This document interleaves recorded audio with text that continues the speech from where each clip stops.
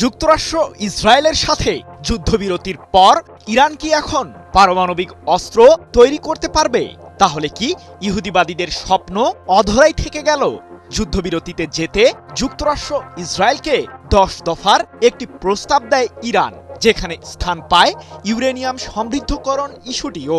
এদিকে সাম্প্রতিক সময়ে জাতিসংঘের পরমাণু পর্যবেক্ষক সংস্থা IAEA এর প্রধান রাফায়েল গ্রসি দাবি করেন যে ইরানের ইস্পাহান পারমাণবিক কেন্দ্রে মজুদ আছে প্রায় 200 কেজি সমৃদ্ধ ইউরেনিয়াম, যেগুলোকে মূলত হাতিয়ে নেওয়ার ষড়যন্ত্র করেছিল ইহুদিবাদীরা।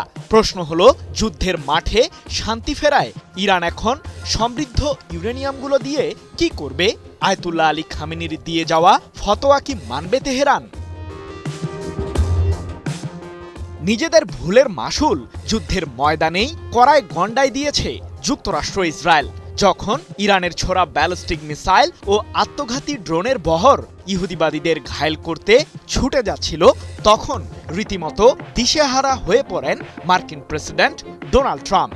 এমনকি যুদ্ধবিরতি শুরু হওয়ার মাত্র কয়েক ঘন্টা আগেও ইরানি সভ্যতাকে বিলীন করে দেওয়ার হুমকি দেন তিনি।